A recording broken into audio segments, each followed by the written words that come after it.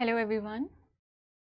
जैसे कि हमने पिछले वाले लेक्चर में sexual reproduction in flowering plants के बारे में पढ़ रहे थे, वहाँ पे हम लोगों ने male reproductive part of the flower के बारे में डिस्कस करा कि कैसे पॉलन ग्रेन फॉर्मेशन होती है।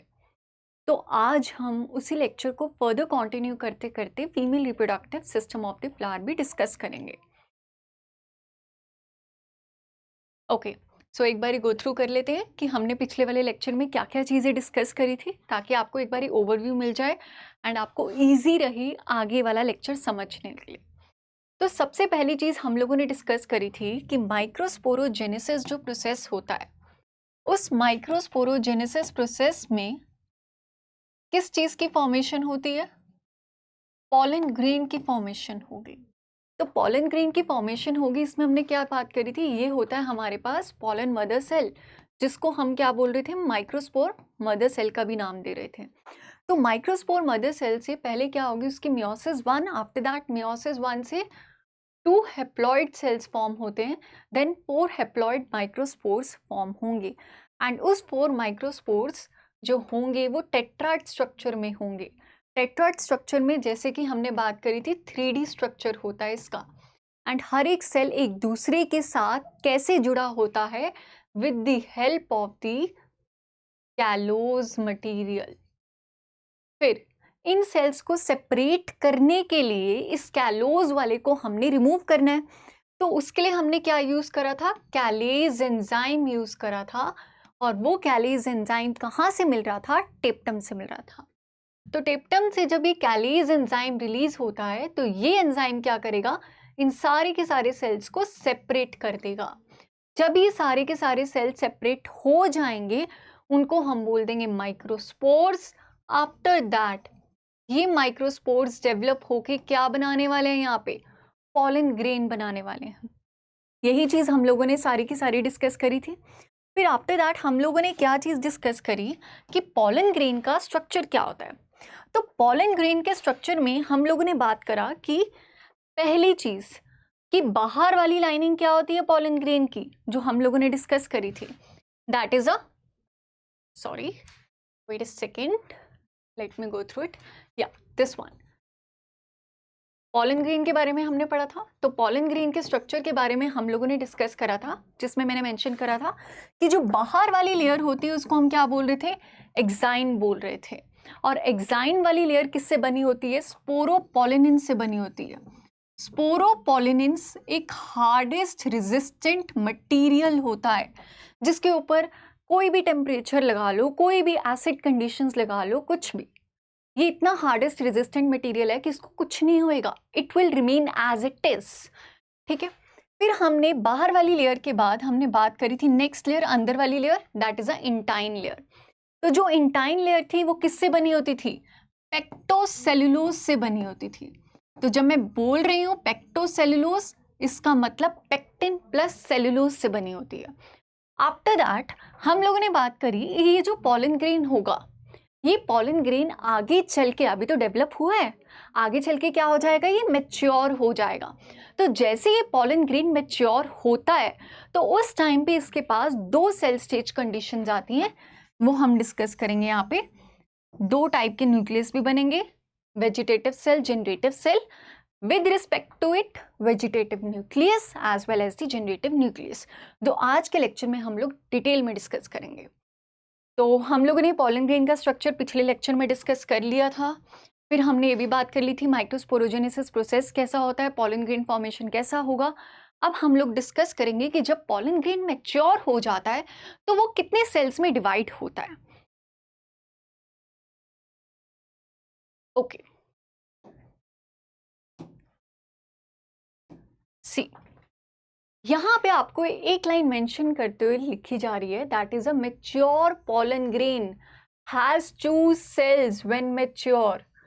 बार बार बोल रही हूँ, मैच्योर मैच्योर वर्ड, इसका मतलब है कि जब पॉलन ग्रेन मैच्योर होता है तो उस टाइम पे उसके अंदर 2 सेल्स बन रहे होते हैं।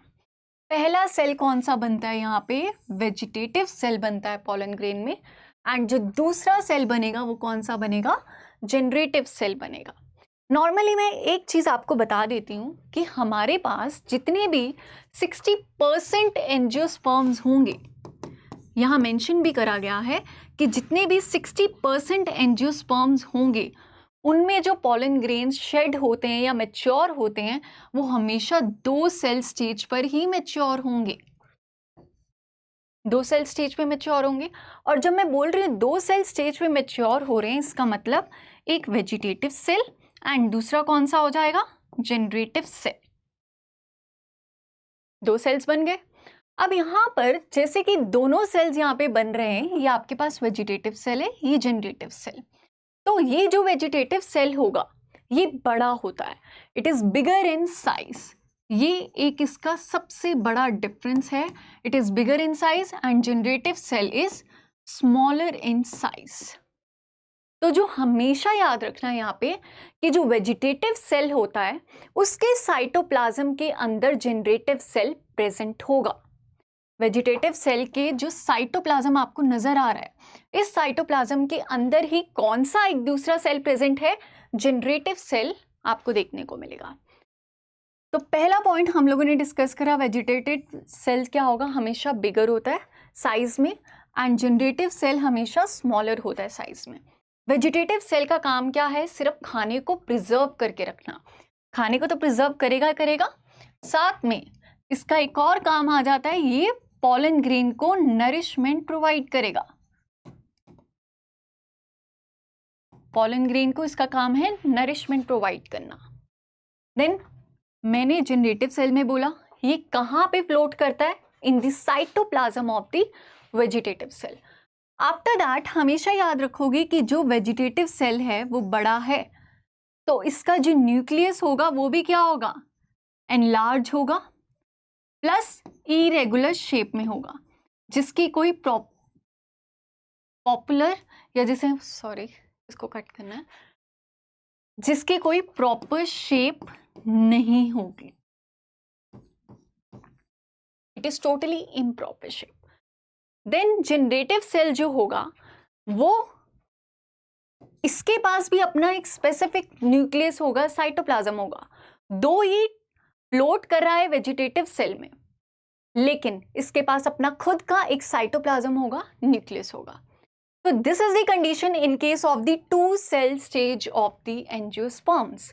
तो जितने भी 60% एंजियोस्पर्म्स होंगे उनके अंदर जो पॉलन ग्रेन मैच्योर करता है वो 2 सेल स्टेज तक ही मैच्योर करता है, लेकिन बाकी जो 40% वाले एंजियोस्पर्म्स होते हैं उनमें जो पॉलन ग्रेन मैच्योर करेगा वो कम से कम 3 सेल स्टेज पे ही मैच्योर कर पाएगा। यहाँ पे आपको मेंशन भी करा गया, in the remaining species the generative cell divides mitotically to give rise to the 2 male gametes before the pollen grains shed. तो यहाँ पर पहले वेजिटेटिव सेल ही बनता है और साथ में यहाँ पे इस केस में 2 जनरेटिव सेल्स बनेंगे, क्योंकि यहाँ पे जो 2 जनरेटिव सेल्स हैं ये फर्दर आगे चल के 2 मेल गैमीट्स बनाएंगे। तो सिंपल सा फंडा था जो हम लोगों ने डिस्कस करा कि पहले तो 60% एंजियोस्पर्म्स में 2 सेल स्टेज बनती हैं, वो कौन कौन सी हैं, वेजिटेटिव सेल और जनरेटिव सेल, 2 सेल्स। और बाकी जो 40% के एंजियोस्पर्म्स रह गए उनके अंदर जो पॉलन ग्रेन्स होंगे वो मैच्योर करते हैं 3 सेल स्टेज तक, जिसमें एक वेजिटेटिव सेल होता है, 2 जनरेटिव सेल होते हैं। आगे ये जो 2 जनरेटिव सेल्स होंगे फर्दर डिवाइड करते हैं माइटोटिकली, माइटोसिस प्रोसेस से, एंड क्या रिलीज करेंगे आगे, 2 मेल गैमीट्स बनते हैं। तो ये चीज थी पूरे के पूरे पॉलन ग्रेन के स्ट्रक्चर के बारे में। जब पॉलन ग्रेन मैच्योर हो जाता है उसके अंदर कौन कौन से सेल्स बनते हैं, वो सारी चीजें हम लोगों ने डिस्कस करी। अब पॉलन ग्रेन का तो हमने सब पढ़ लिया, लेकिन भाई साहब हम इस पॉलन ग्रेन को कहाँ यूज कर रहे हैं, इसके यूजेस, डिसएडवांटेजेस, ये सारे पता होने चाहिए आपको। Applied aspects of the palynology. तो जब मैं ये वर्ड बोल रही हूँ पैलियोनोलॉजी, पैलियोनोलॉजी क्या होती है, that is the study of the pollen grains. जब भी हम पॉलन ग्रेन्स के बारे में स्टडी करेंगे उस स्टडी को हम बोलते हैं पैलिनोलॉजी। तो पॉलन ग्रेन्स की स्टडी से हमें क्या पता लगता है कि कुछ पॉलन ग्रेन्स ऐसे होते हैं जिनसे हम लोगों को एलर्जीज भी हो सकती हैं। ठीक है, कौन कौन सी एलर्जीज हो सकती हैं? There are severe allergy caused by the pollens, airborne pollens causes the allergy, hay fever, asthma, watery eyes, runny nose. Second thing कि कौन कौन से ऐसे पॉलन ग्रेन्स होते हैं जिनसे हमें एलर्जी होती है। कोई तो प्लांट्स होंगे कि जिनसे जो पॉलन ग्रेन्स ऐसे रिलीज कर रहे हैं जिनसे हमें काफ़ी ज़्यादा एलर्जी होती है। That is amaranthus and parthenium. Parthenium को इंडिया में लेके आया गया था वीट के साथ, एंड ये अब पूरी तरह इंडिया में फैल चुका है। एंड इसके जो पॉलन ग्रेन्स होते हैं इनसे सबसे ज़्यादा एयरबॉर्न एलर्जी होती है। देन पॉलन ग्रेन्स के बारे में चलो हमने पढ़ लिया, ये तो मेन आपकी आ जाती हैं कि ये डिसएडवांटेज है पॉलन ग्रेन के। अब हम डिस्कस करेंगे कि एडवांटेज क्या होती है पॉलन ग्रेन्स की। तो एडवांटेज में सबसे कॉमनली पॉलन ग्रेन्स के अंदर कुछ ऐसे विटामिन्स भी होते हैं, ऐसे मिनरल्स भी होते हैं जिनसे एनर्जी टैबलेट्स बनाई जाती हैं, टॉनिक्स बनाए जाते हैं। एंड उन एनर्जी टैबलेट्स को कॉमनली एथलीट्स यूज़ करते हैं। उनका मेन पर्पस क्या होता है यूज़ करने का? क्योंकि उनसे उनकी परफॉर्मेंस और रेस हॉर्सेस बढ़ जाती हैं। तो that is the major reason. Next हम बात करते हैं जो अगला यूज आ जाएगा पॉलन ग्रेन्स का। In leguminous plants the viability of pollen grain is maintained for 6 months। तो हम क्या करते हैं, नॉर्मली क्या करते हैं, जैसे कोई प्लांट्स ऐसे हैं जिनके पॉलन ग्रेन्स काफ़ी ज़्यादा यूजफुल हैं, तो आगे चल के वो प्लांट्स खत्म होने वाले हैं, तो हम लोग क्या करते हैं उन पॉलन ग्रेन्स को प्रिजर्व करने की कोशिश करेंगे। लैब कंडीशंस में हम पॉलन ग्रेन्स को प्रिजर्व करते हैं। कैसे प्रिजर्व करते हैं हम? -196 डिग्री सेल्सियस पे हम लोग पॉलन ग्रेन्स को प्रिजर्व करेंगे लैब कंडीशंस में, and that refers to as the cryopreservation technique. इसको हम बोलते हैं क्रायो प्रिजर्वेशन टेक्निक, जो कि काफ़ी ज़्यादा यूजफुल है for the endangered species of plants. तो हम लोगों ने डिस्कस कर ली, ये थे हमारे पॉलन ग्रेन्स के advantages as well as disadvantages. तो ये हमारा यहाँ पे क्लोजर होता है मेल रिप्रोडक्टिव सिस्टम का ऑफ द फ्लावर। नेक्स्ट हम शुरू करेंगे यहाँ पे female reproductive part of the flower, जिसको हम बोलते हैं गाइनोशियम ऑल्सो, पिस्टिल ऑल्सो और कार्पल ऑल्सो। हमारे पास ये है साइंटिफिक नेम गाइनोशियम, और जो हम बचपन से पढ़ते आ रहे हैं दैट इज पिस्टिल और कार्पल। तो ये जो गाइनोशियम होगा that is a female reproductive part of the flower.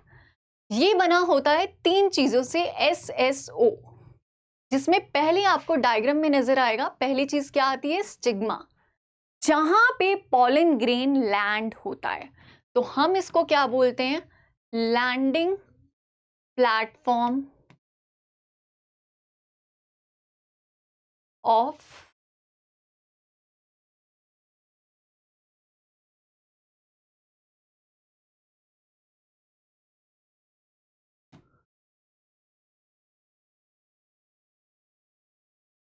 Pollen grain. Second part आ जाएगा आपके पास यहाँ पे स्टाइल। स्टिग्मा ने क्या करना है, पॉलन ग्रेन को लैंड करवाना, लैंडिंग हो जाएगी, उसके बाद स्टाइल क्या करेगा, स्टाइल ने क्या करना है, पॉलन ट्यूब फॉर्मेशन करानी है।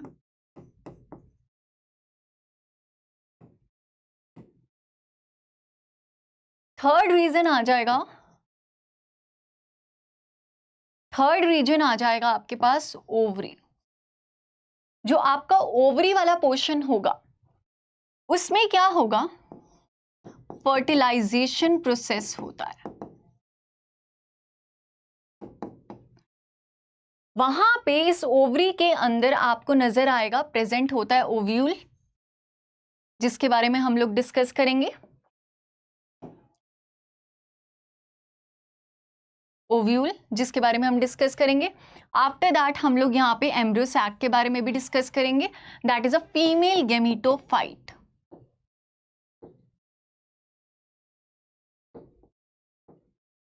जिसको हमने मेजरली बहुत ध्यान से पढ़ना है, क्योंकि अगर आपको फीमेल गेमिटोफाइट समझ में आ गया तो ऑटोमेटिकली आपको डबल फर्टिलाइजेशन भी समझ में आ जाएगी, जो कि एंजियोस्पर्म्स में होती है।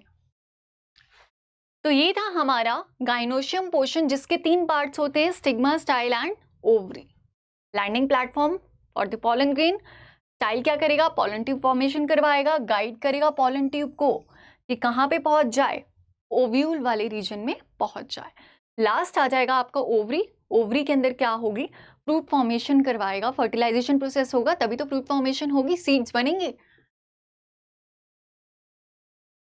तो जैसे कि आपके जो पिस्टल और कार्पिलरी होते हैं, ये 2 टाइप्स के होते हैं, एक होते हैं यूनिकार्पिलरी एंड दूसरे होते हैं आपके पास मल्टी कार्पिलरी। पहले हम डिस्कस करते हैं यूनिकार्पिलरी। यूनि का मीन्स क्या होता है? सिंगल। ऐसे प्लांट्स जिनके पास एक ही कार्पल होगा, ओनली अ सिंगल कार्पल, उसको हम क्या रेफर करते हैं? यूनिकार्पिलरी के नाम से करेंगे। मल्टी कार्पिलरी जो होंगे, जिसके अंदर बहुत सारे कार्पल्स होंगे, many carpels are there. And ये जो मल्टी कार्पिलरी होगी, ये आगे फर्दर डिवाइड हो रखा होता है 2 में, apocarpous as well as syncarpous. ये जो आपका एपोकार्पस वाला रीजन होगा, एपोकार्पस में यहाँ पे आपको नजर आएगा डायग्राम में, यहाँ पे जितने भी आपको कार्पल्स नजर आ रहे हैं वो फ्री फॉर्म में प्रेजेंट हैं। They are present in free form.